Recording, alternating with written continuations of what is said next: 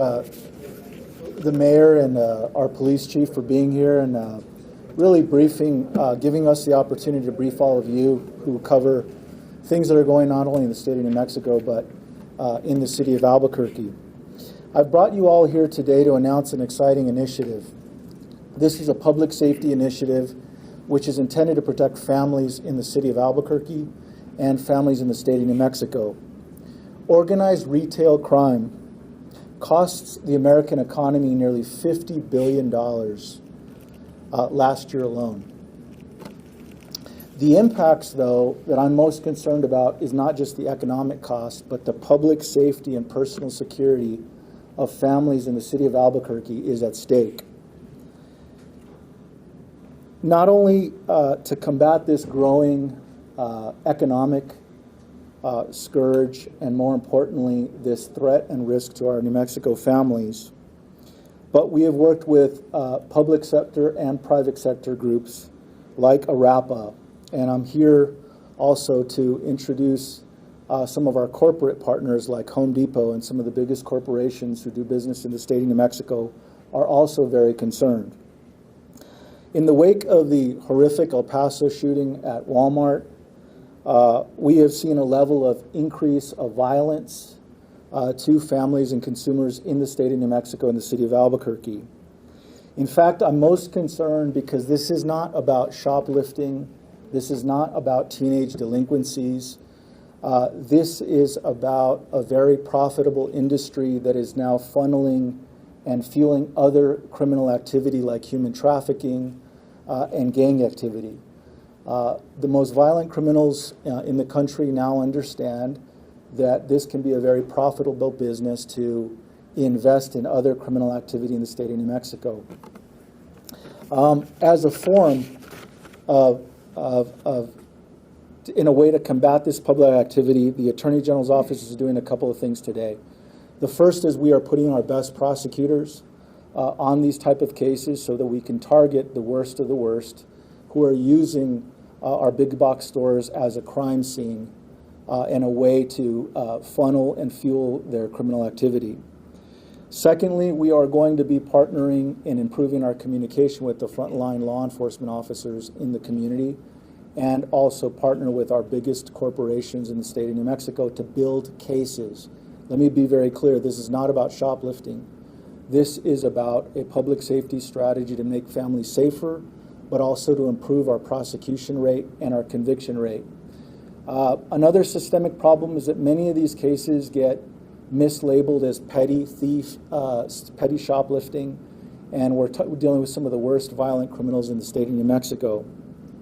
And finally, I'm going to look to the New Mexico legislature to finally stop killing key important legislation that has been introduced for many years now, really trying to stem organized criminal activity. And the legislature, I don't believe, has done a great job in vetting and giving law enforcement the tools that they need. The Organized Retail Criminal Act needs to be passed in the New Mexico legislature, and the level of violence in the city of Albuquerque and the state of New Mexico is too high. But more importantly, we as law enforcement and prosecutors across the spectrum need to work better in terms of making sure that these cases don't fall through the cracks. And this should be a public safety strategy for the New Mexico legislature moving forward. With that, I'm going to introduce a few guests, allow our mayor to say a few words about announcing this exciting program. Our chief of police is here, and our great representative from Home Depot. So, Mayor, if you wouldn't mind saying a few words. Sure, thank you. Well, thank you so much, Honorable Hector Balderas. And, you know, for us as a city, we know that shoplifting, as I'm always tempted just to call him Hector, but our Attorney General mentioned, we get at the City of Albuquerque so many complaints about, I was standing in a CVS, I was standing in a Walgreens, I was standing at Walmart, and somebody ran in and, you know, may or may not have had a weapon, and then they came out and no one did anything and they just got away, right? We have heard this story time and time again. And I think what the Attorney General is connecting is very, very important for our community. This is not about like teenagers stealing candy bars, right? This is not about petty shoplifting. This is part of an often orchestrated effort, but also, unfortunately, a theory on the street that just says that, okay, if we need some extra cash for any given reason for our particular group of individuals who are involved in multiple types of criminal activity, we'll just go steal some stuff. And that's what this is about catching.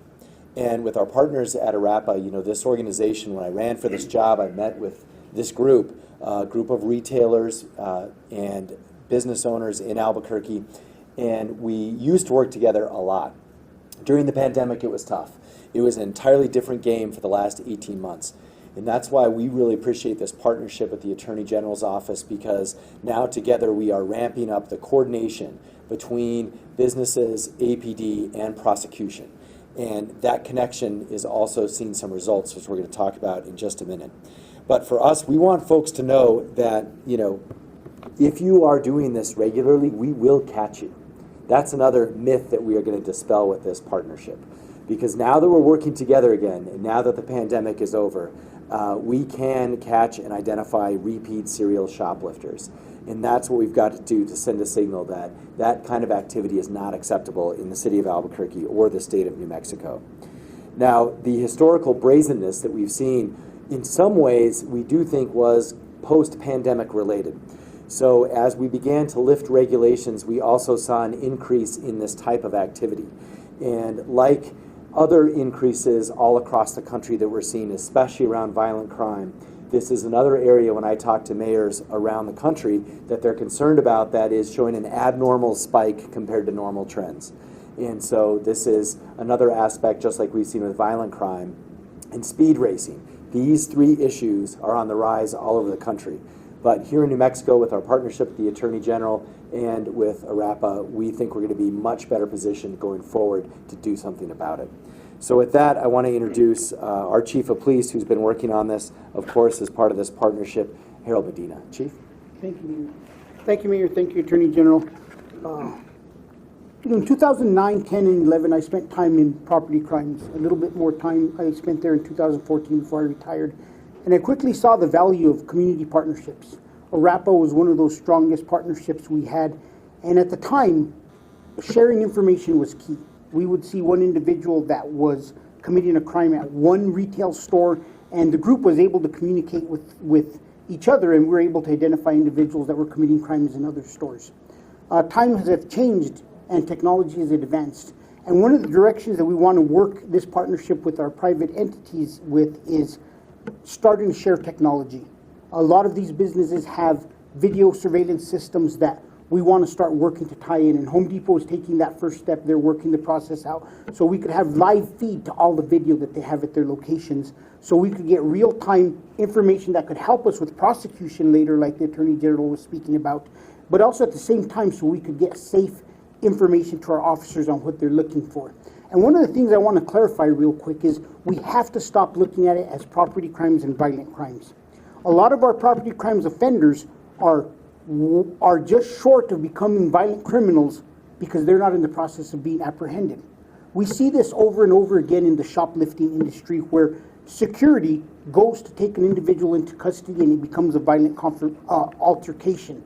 This is where we need enhanced penalties, and there needs to be legislative changes for us to give our prosecutors and our law enforcement officials the tools to hold those individuals accountable, so that we have successful prosecution and we get these individuals, A, the help that they need if it's a substance abuse problem, or two, we incarcerate them if they're at that point where they need to remain incarcerated because of the life choices that they have made. The other part of sharing technology is there's a lot more great technology other than just video cameras. Home Depot also has license plate readers. We know that these license plate readers have proved to be very productive for us in the city. And if you look over our messaging over the past 3 years, we know that the stolen motor vehicle is a means of transportation for our criminals that are committing a lot of crime. So getting private entities that have these license plate readers, being able to hook them up to our system so that we could quickly alert our officers that a stolen vehicle has entered this private property, is also going to be key for us being proactive and able to enforce and to take some of these career criminals into custody. We will continue to work these programs, and just last month there's an individual named Eric Glemis was arrested out of Rio Rancho, and he had been targeting businesses all over Albuquerque, Valencia County, and Rio Rancho. And like I spoke about earlier, we can't look at this as property crimes only.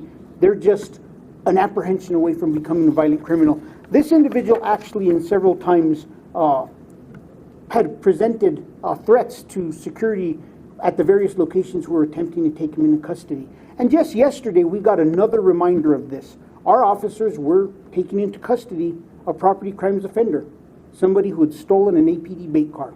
This individual elevated that situation of property crimes to a level of violence by producing a firearm and firing shots at our officers. We have to review how we look at these crimes in the community, the impact that these different crimes have on the community, and how we could address these as a community, and how we could enhance the criminal justice system to view these individuals not only as property crimes offenders, but drivers of crime that overall affects all of the community and the quality of life that the citizens of Albuquerque experience. We encourage all other retailers to reach out to our Real-Time Crime Center, work with us, share video, give us the ability to live stream information to our officers, and that will greatly enhance our ability to apprehend these individuals and take them into custody and build strong cases that get strong prosecutions. Thank you. I want to give Mr. Kramer an opportunity. You want to come up and appreciate it. So organized retail crime, like you heard, is a growing problem for not only Home Depot, but all retailers. This goes beyond petty shoplifting and involves schemes by professional thieves that impact retailers and put our community in danger. The Home Depot has a team of investigators that work with law enforcement to investigate organized retail crime. We're grateful for the partnership with local law enforcement and other agencies that are taking this issue serious. I work for Home Depot, but my family also shops within the community, so this is kind of near and dear to my heart that we get these criminals off the street and locked up where they need to be. Like I said before, we're not looking for, if somebody steals a $100 drill and there's no violence, that's somewhat costly doing business. We're talking about these thieves that scheme, that are in a big organized group that fund larger things. So appreciate everybody's time, and thanks for having me here. Appreciate the partnership. Thank you. We can take a few questions of those. I know that all these agencies have worked previously together pre-pandemic. What about this program is different specifically, and how do you think that will be effective in actually making a difference? Well, this is why it was important for us to give an update here at the AG's office. I believe that we should put multifaceted professionals on these cases, which we already have. I think for me, though, it's a top public safety strategy to make sure that we have the strongest prosecution of these cases. And that was a consistent complaint from ARAPA over the years, is that the state was prioritizing these simply as shoplifting cases. This is a program that's going to target the worst, most violent offenders. And we're going to really attack the organized retail criminal element with very strict and very effective prosecutions as well. And I think that's kind of potentially the difference in terms of how we prioritize this. And the second thing, I'm sending a message to the Mexico legislature that they have also done a disservice. This has to be a #1 public safety initiative that's taken seriously, just like any other child safety program or any other program they would consider. This is worthy of receiving top consideration from the New Mexico legislature. I would just add, just quickly on that too, that the technology aspect of this has come a long way, in a sense that, I always thought that all our real-time crime center screens that we have in the real-time crime center were showing live feeds from Home Depot and other big retailers. They're not. We always have shared information after the fact as part of an investigation down the road, but to actually get a live feed into APD is really important. And it's part of our general technology platform upgrade that we've been doing. We're about 20 million plus into that. All of that should be done in the winter of this year, but that does include the capability to be able to do this real time with anyone who has cameras. And that's something that, we should have done a long time ago, and so we're finally getting the job done there. And I think that's going to increase the speed of finishing these investigations by getting these to a high priority prosecution list. I Several years ago, I was with APT doing a report at Coronado, and the officers were telling me that the people who were shoplifting knew that if they went under a certain dollar amount, they probably would be tossed, they wouldn't be prosecuted. Is that still the case? Nancy, that is still the case, and that's where when we talk about legislative changes and legislative fixes, is that we have to look at these as organizations who are impacting individuals, and sometimes they may not hit that one felony at that one location, but we have to look at their group activity and be able to prosecute it as this is their overall impact on the industry of retail within the city of Albuquerque, and how we're going to address those kind of organized groups with stiffer penalties rather than just that misdemeanor. And you hit on the head there. When they stay under that level, it becomes an officer prosecuted case in Metro Court, and we have to change the processes where these now become higher level cases that the Attorney General's office can prosecute and get real time or get people the real help that they need by being able to prosecute them as felonies. Do you remember the dollar amount when it's a misdemeanor? It's 500, over $500 is a felony, under 500 is a misdemeanor. And that's what you all want to change? Those are just some of the changes that we need overall of how we look at that. We don't want to change the amount on an individual crime. We want to change how we view individuals who are impacting several locations. Yeah, so if like 4 people go in and steal each $400 worth of goods, under what the Attorney General's proposing, that would be treated differently than shoplifting. That's the idea. Yeah, there's got to be a way we can stack the elements and the amounts in a way that the punishment matches the actual cost to the community. And I always call them criminal defense loopholes. There are far too many criminal defense loopholes that really take away key tools, so that these cases can fall through the cracks. You'll also see the same critique from the district attorney's office and blind prosecutors that are forced to treat these as small petty crimes, when in fact they really limits their ability to treat them as more organized criminal activity. You know, and one of the other ones that I like to use as an example to think about is if I go into Home Depot and I have my firearm concealed and I go to steal the drill and I run towards the front door and the security guard goes to stop me, I pull out my gun and I show them the gun. We have an aggravated assault as opposed to a robbery, because I didn't go in and rob them with the gun. But it's the same effect. We're using the firearm to threaten an individual, and it goes back to what I said earlier. Some of these property crime offenders are being apprehended. The only difference between them and a violent crimes offender is they haven't been apprehended yet and had to make those decisions that they're going to do what they have to get away. So some of those are the places where we need to look at is when somebody is committing a misdemeanor crime, but they then brandish a firearm, how do we start enhancing those penalties to ensure that the punishment truly fits what the crime is being committed and what the potential impact is to the community? How do you distinguish between organized retail crime and shoplifters who are stealing toothpaste or something like that? You know, people who are maybe living on the streets and being kind of shoplifting. How is this effort just targeting? Well, I think that our investigations are clearly broadening. I believe there is an intention for there to be revenue created to fund other more aggressive criminal activity like human traffickers or gang activities where they're using some of these individuals to go shoplift. And so we're going to be expanding our base of investigations, but I believe that they are funding, they're using these revenues to commit potentially more aggressive violent acts in the community. Are there any investigations you could give us examples of or that we could look at in Portland for this? Yeah, like one was involving a recent pawn shop case where there were managers at a pawn shop. These are supposed to be non-criminal thieves within an organization like a pawn shop, contracting shoplifters to go out and get particular products from those stores. That was a more broad investigation that involved white-collar activity.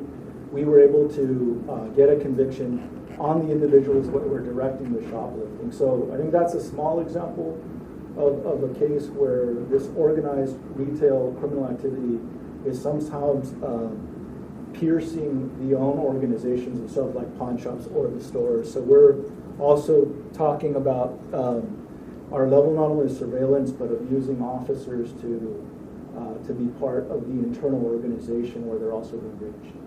You know, in 2010, we had a great case where on a Friday evening, I got an alert on my phone that said a $100 traveler's check had been used at Target and that the individuals had fled and they had a vehicle description. Saturday morning, I saw a second alert that said they got a license plate of this vehicle and it fled from officers after they tried to pass bills at a Lowe's. And then a Kohl's got involved.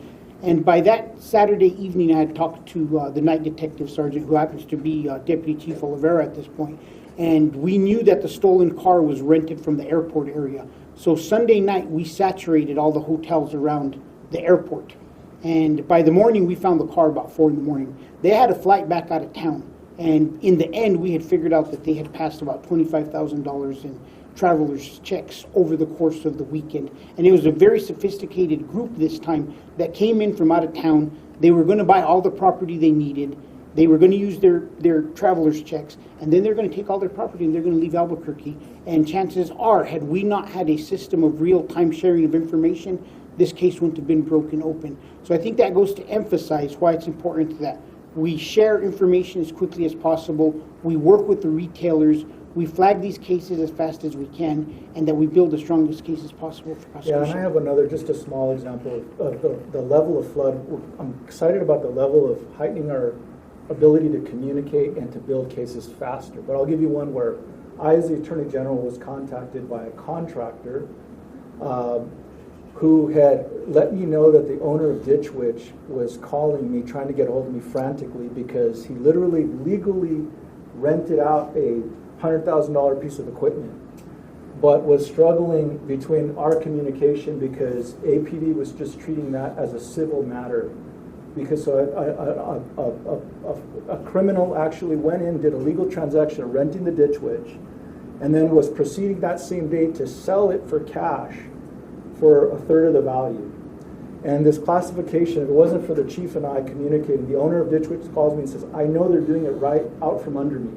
How do I stop them? And some of the line officers were trained to say that's a civil matter. He legally rented the Ditch Witch for a couple $100, even though he was going to criminally alienate it and sell it for cash. APD and I communicated a strategy where they confiscated the unit, and then we were able to assist with an unconventional prosecution.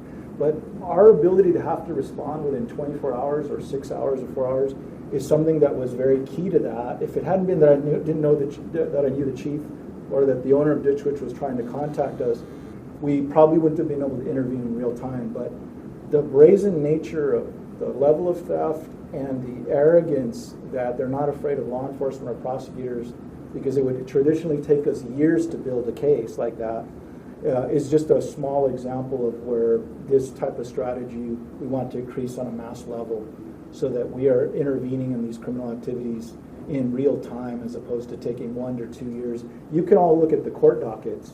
It's taking 1 to 2 years to prosecute. We also have to do a better job in speeding up that turnaround time. Have you identified the top retail crime offenders yet? If not, when do you think this will be complete? Go ahead. No, we already have cases at the AG's office, and we know that APD has already built some cases for us as well. I think that was your question, is whether we have cases in process. There's no actual list of these are the top 5 people we've identified. We're looking for the individuals that are impacting the most and that are being identified through the retail industry to say these are the people that are currently hitting us the most. As we continue to add resources to the department and we're able to devote more time, we would like to go back to the point where we were in the past, where we identified these are the top people we're looking for and we're going to work on this specific group at this time.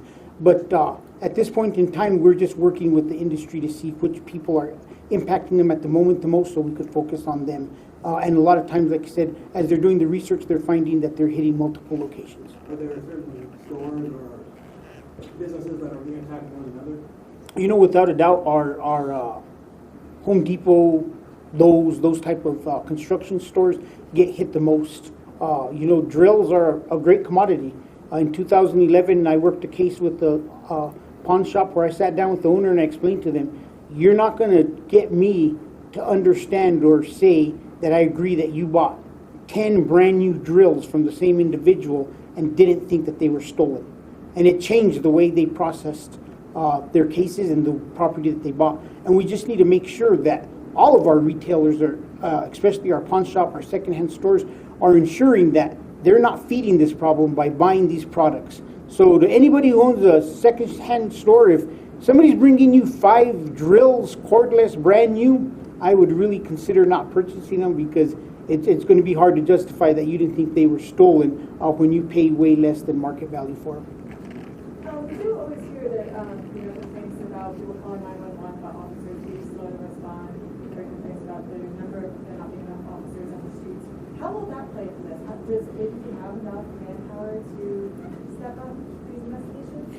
I think that's why it's key that we look at this at multiple levels, and the sharing of information and the gathering of the use of technology for license plate readers, for video surveillance will assist us in building those stronger cases. So we're not always going to have officers who get there in time to take an individual into custody. A lot of times these individuals are going to dart out the front door and be gone before we even are able to dispatch the call. So if the call is not an in progress, it'll go back to being coded the way it always should be. It'll be a lower priority because nobody's in danger, and it's something that we're going to have to build the case off of the evidence that we have at the scene. And through these partnerships, we're hoping that we get more evidence because we have better access to the technology that the mayor mentioned earlier in terms of upping our game and being able to capture as much technology and information as possible. And I know that ARAPA has made a commitment for them to work amongst each other, the Targets, the Home Depots, the Lowe's, to also give us priority referrals, so they know who the worst of the worst actors are in their own community, but that we would set aside not only officer resources, but we will put the best prosecutors on these cases and aggressively prosecute them to target some of the worst offenders in our community. Has APD leveraged or considered leveraging facial recognition at all in this effort? You know, at some point in time, if it's available and we could use it for high priority cases, but generally, I'd have to check with the RTCC and see if we have any capabilities right now or what technologies they're using for this. I think we probably have time for maybe one more. Okay. In the very beginning, you mentioned the cost to the national economy. Do you have any kind of estimates on the cost to the Albuquerque or New Mexico economy or a store? Yeah, I can't talk about that. I would tell you that it's a large sum. To what you just said, though, we do work with Targets, we do work with the Lowe's, our ORC teams. When we build these investigations, it's not about just Home Depot, it's about just retail in general.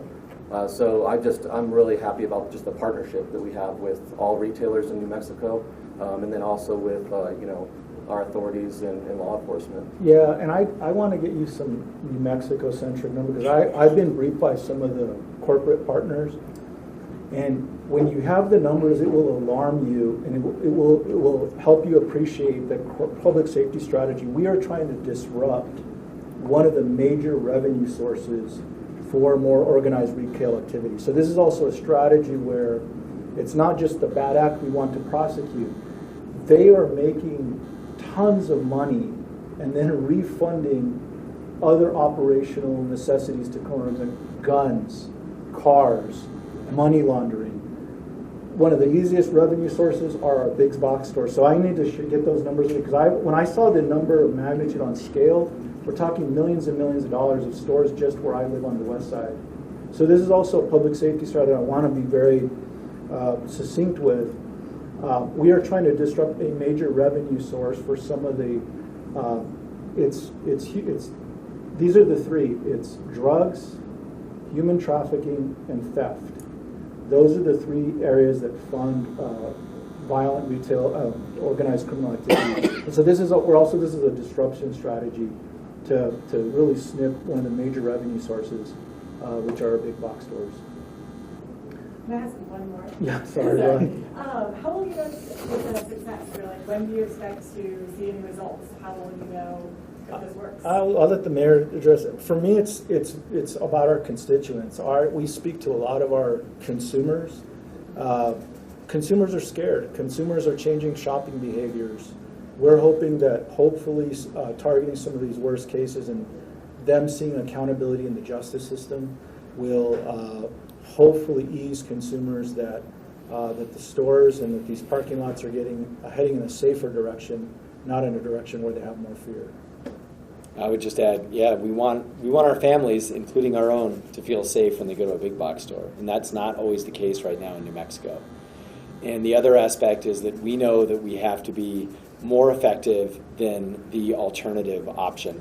And so as long as there is a attitude out there that it's easier to go conduct this organized criminal activity in New Mexico than it is in some other state, like the example the chief gave, then we will be targeted. And so we have to be better than our neighbors at preventing this, all of this from occurring. Thank you, guys. Appreciate it. Thanks.